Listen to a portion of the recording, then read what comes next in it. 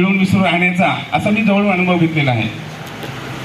आता सुद्धा ते रिटायर्ड झाले असतील तेव्हा त्यांच्या डिपार्टमेंटमध्ये त्यांचा प्रोग्राम झाला, तिथेही लोक त्यांच्या कामाबद्दल हळहळले की तुम्ही अजून पाहिजे होते, अजून कराल का 2 वर्ष, म्हणजे शेवटनंतर तुम्हाला जर इच्छा असेल तर तुम्ही कामावर येऊ शकता.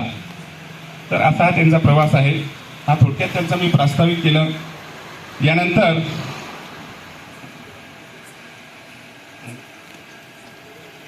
यानंतर कुटुंबीय तसेच उपस्थित मान्यवर तसेच मित्रपरिवार ग्रामस्थ आपणा सर्वांना विनंती आहे की त्यांच्या या सेवापूर्ती सोहळ्याबद्दल आपण या ठिकाणी 2 शब्द बोलू इच्छिता तर कृपया आपणास विनंती आहे की एक एक करून आपलं मनोगत व्यक्त करावं या ठिकाणी येऊन. कार्यक्रमासाठी सन्माननीय या ठिकाणी तुकारामजी माळगड साहेब आणि आपण उपस्थित सर्व पाहुणे मंडळी तसेच ग्रामस्थ आणि मित्रमंडळी सर्वांचं पुन्हा एकदा या ठिकाणी माळगावी परिवाराकडून पुन्हा एकदा स्वागत करतोय. गवळी सरांनी सांगितल्याप्रमाणे खरंच जे आपण संपूर्ण आयुष्यामध्ये जी काही सर्व्हिस करतोय आणि त्या सर्व्हिसमध्ये अनेक कटू अनुभव आपल्याला येत असतात. काही कारणास्तव आपल्याला एखाद दुसऱ्यावर विनाकारण का होईना आपण त्या ठिकाणी थोडंसं रागरोष करावा लागतो. पण हे सर्व काम करत असताना आपण सर्वजण सर्व्हिसमध्ये काम करत आहात, आपल्याला खूप मोठे अनुभव येत असतात. आणि या ठिकाणी दादांच्या बाबतीत सांगायचं झालं तर त्यांची जन्मभूमी जरी गावीतपाडा जरी असली तरी ते खूप लहानपणापासून जेव्हा ते सर्व्हिसला लागले तिथून आमच्या डोंगरीपाडा या ठिकाणी प्रत्येक कार्यक्रमासाठी ते आवर्जून उपस्थित असायचे. गणपती जो उत्सव असायचा तेव्हा पूर्वीच्या काळामध्ये खूप छोट्या प्रमाणात असायचा, तेव्हा त्या ठिकाणी दादाचा मात्र सक्रिय असा सहभाग मखर करण्यापासून ते गणपती स्थापनेच्या अगोदर 2 दिवस यायचं आणि गणपतीला जे काही सजावट वगैरे असेल असा सक्रिय सहभाग. त्यामुळे आम्ही सर्व ग्रामस्थ म्हणजे त्यांना आमचेच ग्रामस्थ म्हणून त्यांना ओळखत असायचो आणि त्या ठिकाणी ते कमी असायचे पण आमच्या इकडे मात्र प्रत्येक कार्यक्रमात असायचे आणि प्रत्येक कार्यक्रमामध्ये सामील होऊन आणि जे काही आर्थिक पाठबळ जे लागायचं ते ग्रामस्थांना ते सतत आजपर्यंत मदत करत आलेले आहेत. तेव्हा दादांचा अगदी मनमिळावा असा स्वभाव आणि या स्वभावामुळे आजपर्यंत गवळी सरांनी सांगितल्याप्रमाणे त्यांनी अतिशय उत्तमरित्या ती आपली जी सेवा ही चांगल्या प्रकारे बजावून आणि अजूनही त्यांना ते आरोग्य आहे असं वाटत नाही का दादांना 60 या ठिकाणी 58 वर्ष पूर्ण होऊन ते आज सेवापूर्तीसाठी या ठिकाणी आलेले आहेत. अजूनही सरांनी सांगितल्याप्रमाणे त्यांचे काम करण्याची कुवत आहे, पण सरकारी नियमानुसार आपल्याला एकदा 58 वर्ष पूर्ण झाली की आपल्याला सेवेतून त्या ठिकाणी निवृत्ती घ्यावी लागते. आणि या ठिकाणी या सेवापूर्तीच्या कार्यक्रमासाठी आपण सर्वजण या ठिकाणी उपस्थित झालात आणि या ठिकाणी माझ्याकडून या ठिकाणी दादांना मी पुढील आयुष्य चांगलं आरोग्यमय समाधानाचं सुख समृद्धीचं जावं असं माझ्याकडून या ठिकाणी त्यांना शुभेच्छा देऊन माझे 2 शब्द संपवितो. जय हिंद, जय महाराष्ट्र.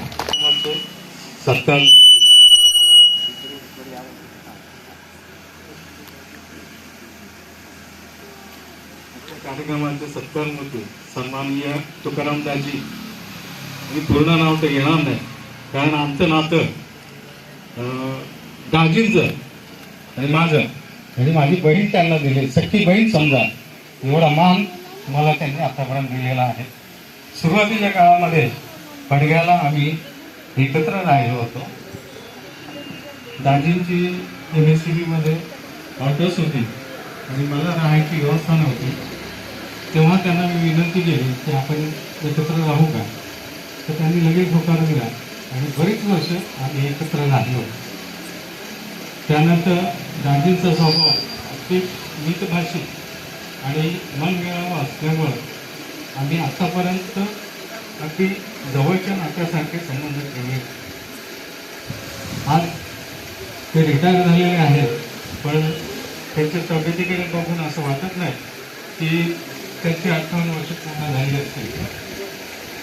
तर त्यांचं पुढचं आयुष्य सुखाचं, समाधानाचं आणि समृद्धीचं जावं ही विनंती करून माझे 2 शब्द संपवतो. जय हिंद, जय महाराष्ट्र. यांच्याविषयी बोलत झालं तर लहानपणापासून आम्ही तर खूप लहान होतो आणि आमच्या ताईचं लग्न झालं.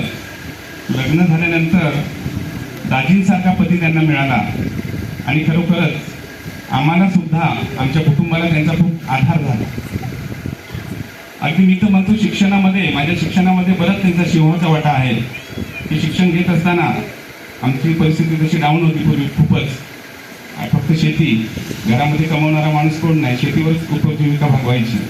आणि अशा काळामध्ये आमच्या ताईंचं लग्न झालं काय, भाऊजींसारखे त्यांना पती मिळाले काय, आणि आमच्या आयुष्यात आमच्या आयुष्यात प्रकाश पडला. जेव्हा जेव्हा गरज भासायची तेव्हा आर्थिक अडचण आमची त्यांच्यामुळं भागायची. एवढंच नव्हे तर अगदी मी DED ला गेलो असताना आमच्या म्हणजे फुल पॅन्ट कधी वापरली नव्हती. 10वीच्या परीक्षेला गेलो, सर्वांना परिस्थिती माहिती आहे, बाजारात जायचं, लिलावायच्या 10-20 रुपयाच्या पॅन्ट घ्यायच्या, ही आपली परिस्थिती होती. पण त्यानंतर हळूहळू अगदी DED ला गेलो असतो ना, असा प्रश्न पडला की आता 2 ड्रेस शिवायचे कसे. मी आवर्जून या ठिकाणी व्यक्त करतो की त्यावेळी माझ्या बहीण आणि दाजींमुळं, ही माझी मोठी बहीण, मोठे भाऊजी आणि दुसरी बहीण देवगावला दिली आहे, त्यांच्यामुळं ते 2 ड्रेस मला मिळाले. तात्पर्य तुम्हाला कळलं असेल की माझ्या शिक्षणामध्ये सुद्धा त्यांचा खूप सिंहाचा वाटा. आणि या ठिकाणी आता संध्याकाळी आल्यानंतर दाजी मला बोलले तुला अँकरिंग करायची आहे. म्हटलं कठीण काम आहे माझ्यासाठी, तरी पण ठीक आहे, आपल्याला सवय आहे. कठोर होऊन सुद्धा वागता येतं, बोलता येतं, म्हणून या ठिकाणी माझं मनोगत व्यक्त करतो. तर मला असं म्हणायचं आहे, एवढंच नव्हे तर हे माझं झालं, पण त्यांच्या आयुष्यामध्ये त्यांची सेवा होत असताना या सेवेमध्ये त्यांना खूप, चौधरी सरांनी सांगितलं, कटू अनुभव आले असतील. महत्वाची म्हणजे पैशांची अडचण असते. सुरुवातीला लागल्यानंतर आपल्याकडे पगार खूप कमी येतो. या परिस्थितीत त्यांनी आपल्या कुटुंब इमोशनल झालं होतं सगळं, म्हणून मी स्टेजवर आलो, सगळे बघून मला हसरेच होते दिसतं. आज थोडा जास्तच वेळ घेणार आहे, कारण की आपल्या आई वडिलांबद्दल बोलायला संधी आपल्याला आयुष्यात फार कमी मिळते. अरे मैं रोएगा, मैं नहीं जाएगा. सो मला जितकं आठवतं किंवा माझ्या आई वडिलांनी मला आजपर्यंत त्यांचे काही अनुभव सांगितले, तर ते काही मी तुमच्यासमोर मांडले. तर मला जेव्हापासून आठवतं तेव्हापासून मला इतकंच आठवतं की माझे वडील सकाळी जायचे आणि कदाचित रात्री लेट यायचे किंवा दुसऱ्या दिवशी, एवढं मला फक्त आठवायचं. मग मी मम्मीला विचारायचो की पप्पा कुठे गेले, तर ऑफिसला गेले. मग आम्ही परत संध्याकाळी यायचो, पप्पा कुठे गेले, तर ऑफिसला गेले. तर आयुष्यात मला जेव्हापासून आठवतं 1996 ते 2000 पर्यंत हे रोजचंच होतं. म्हणजे हे जर गेले तर आले. फक्त एक दिवस मला असं आठवलं की काहीतरी आवाज येतो, काय होतं, मम्मीला विचारलं तर मम्मी बोलते पप्पा रडतायत. तर का, तर ते एक तर ह्यांना भेटायलाच भेटत नाही ना, यांच्याशी बोलायला भेटतं. मग त्यांना कळतच नाही की आम्ही आता ही 4 वर्ष झाली, तर आता हे मी मिक्स करून सांगतो, म्हणजे थोडं पप्पांबद्दल बोलेल, मम्मीबद्दल. म्हणजे 4 वर्षांमध्ये मुलांना डब्बा, त्यांचे गणवेश, मराठीमध्ये शब्द युनिफॉर्म आता म्हणतात, पूर्वी गणवेश होता. मग ते त्यांना इस्त्री करणं, आमची बॅग भरणं, आम्हाला वेळेवर शाळेत सोडून परत घेऊन येणं, हे सगळं 4 वर्ष मम्मीने केलं. हे जितकं मला तिथपर्यंत सांगत होतं. मग त्याच्यानंतर आम्ही थोडं मोठं झालो, आम्हाला कळायला लागलं. पण त्या 4 वर्षामध्ये जेव्हा नंतर आम्हाला 4 वर्ष झाल्यानंतर आम्हाला कळायला लागलं की एवढे सगळे झाले, पण आमच्या घरामध्ये जे आपल्या वस्तू असतात ना, आपल्याला कळतं की काय काय आहे, तर त्याच्यावर आपल्याला कळतं की अरे हे तर एवढंच आहे. मग आपल्याला हे सगळं म्हणजे रोजचे कपडे, बड्डेला नवीन म्हणजे 2-2 केक यायचे आमच्याकडे. म्हणजे माझा आणि भावाचा बड्डे एकदाच, 26 सप्टेंबर याचा बड्डे, 2 बड्डे होणार. आणि आम्ही काय नाही सुटलो घरातून तर सगळी कॉलनी गोळा करून घरात. मग त्याच्यासाठी लागणारे पैसे किंवा आम्हाला त्या दिवशी मिळणारे 2-2 नवीन ड्रेस, हे कुठून आम्हाला कळलंच नाही. जेव्हा मला हे जाणवलं त्यावेळेस मला कळलं की तुम्हाला माहिती असेल की गव्हर्नमेंट जे लोकांना खाकी ड्रेस मिळायचा, म्हणजे वर्षातून एक मिळायचा, त्याचे 2 खाकी ड्रेस शिवलेले असायचे. मग त्या खाकी ड्रेसमध्ये तो ड्रेस 2च, म्हणजे त्याची पॅन्ट किंवा आम्ही गावाला जे आलो ना तीच पॅन्ट असायची, फक्त शर्ट वेगळा असायचा. म्हणजे हा माणूस पूर्ण वर्षभर ते 2च ड्रेस हे जेव्हा कळलं, जेव्हा आपण एवढं गावचं झालं तेव्हा मला जाणवलं. म्हणजे एवढी हलाखीची परिस्थिती असताना सुद्धा आम्हाला हे जाणवून न देणं की बंदी केलेलं आहे. नंतरच्या ह्या गोष्टी माझा हा प्रवास जेव्हा आता इथपर्यंत आला मग ते आम्हाला त्यांच्या अनुभव सांगतातच. मग आपण ना थोडंसं मागे जाऊ. म्हणजे जेव्हा मी सांगायला सुरुवात केली की मी गावीपाड्याला होतो, मी दूरच आणायचो. मग दूरच आणायचं मग आपल्याला कसं जसं मामाने सांगितलं तर त्यावेळेस आपल्याला काय आता सगळे शिकतात. त्यावेळेस कोणी शिक्षण नाही घेतलं तर हा माणूस शिक्षण मिळालं म्हणून रडायचा. तर मला शाळेत पाठवत नाही का आता माझ्या दोन्ही वेळी शाळेत आणि मी दूरच आणायचो हे त्यांनी मला सांगितलं. तर म्हणजे रडून रडून यांना शाळेत पाठवलं. म्हणजे यांचं वय होतं जास्ती तरी सुद्धा यांना शाळेत पाठवलं. आणि नंतर मी शाळेत जाऊन रडून रडून शिकला. आणि त्याच्यानंतर आता हा मला जो काळ होता ना हा काळ आपल्या प्रत्येकाच्या आयुष्यात होता. त्यावेळेस आपल्याला एका अशा व्यक्तीची गरज असते की जर ती व्यक्ती आपल्या आयुष्यात आली नाही तर त्याचा आपण पुढे जाऊ शकतो. ते म्हणजे गौतम आपला मित्र. तर त्यांचे मित्र म्हणजे त्यांचे खास मित्र चौधरी विजू चौधरी म्हणजे लाडा तिथे त्यांना विजू म्हणतात. तर आपण एक असं पण म्हणूनच व्यक्त करतो ना त्या टाईपचं आपण करून ठेवतो. सांगतो म्हणजे तुम्हाला कळेल की काय यांच्या दोघांचं करायचं. म्हणजे ठीक आहे आपल्या मित्राला विजूला सांगतं आपल्या मनात मी ट्राय करतो. मी जास्त राहणार नाही पण मी सांगतो खूप ट्राय करतो. विजू मित्रा तू होतास म्हणून आज मी या सुटाबुटात बसलो. त्याचं कारण मला घालायला साधी एक चांगली चड्डीसुद्धा नव्हती. ती पण फाटलेली होती. जी होती ती पण फाटलेली होती. पायात चप्पल नव्हती. त्या परिस्थितीत तू मला मुंबईला घेऊन आलास. माझ्या पायात चप्पल दिलीस. माझ्या आयुष्यातली पहिली फुटपण तू दिलीस. माझ्या आयुष्यातले पहिले नवीन शर्ट आणि पॅन्ट ते तू मला दिलीस. तर हे जर त्या काळात घडलं नसतं किंवा तुम्ही त्यांच्या आयुष्याचा म्हणजे माझ्या आयुष्याचा तो आला नसताच मित्र विचारू तर आज मी इथे सुद्धापटात बसून माझा मुलगा तुमच्यासमोर भाषण नसतं करू शकतो. माझी मुलं आज जी शिकली आहे जे काही मी आज हे घर बांधलं आहे किंवा आज लोक आले तिथे आमच्यासाठी हा एवढा मी खर्च करू शकतो हे मी केलं. ठीक आहे माझी मेहनत आहे विजू मित्र पण तू नसतास तर तू सांगायचं म्हणजे तात्पर्य असं की मित्र हवा पण कसा तर असतं ही खरी माहिती.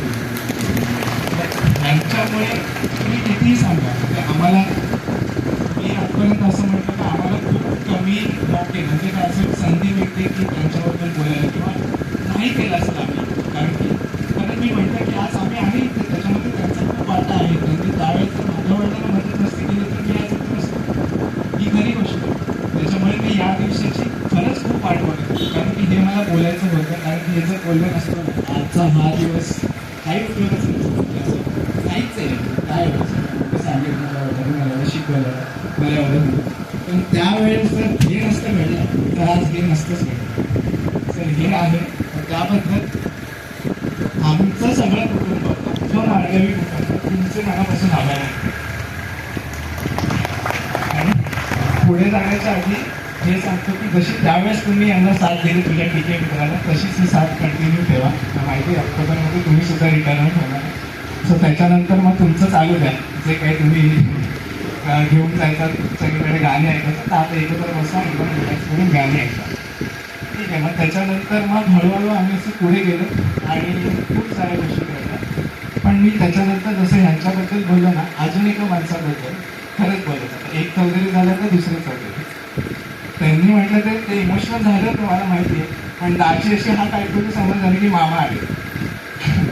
कारण की त्यावेळेस सुद्धा मला पप्पांनी सांगितलेली गोष्ट आहे की जेव्हा मी झालो त्यावेळेस मामा तिथून हा गाव आपला जो आहे ना इथे पूर्ण चिखल असायचा मनस्ताना काय सगळं चिखल तुडवत सांगायला. कारण की त्यावेळेस ना फोन ना पत्र असायचं पण एवढं कोण पाठवलं आपल्याला कुठली परिस्थिती.